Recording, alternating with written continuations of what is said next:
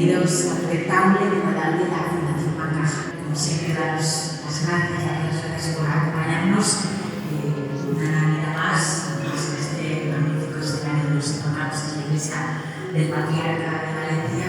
La verdad es que es un regalo que nos acompañe y comenzar estas fiestas navideñas con esperanza. Es una esperanza que este año es más necesaria que nunca. Para nosotros es inevitable comenzar este concierto sin el recuerdo sincero y emotivo hacia las víctimas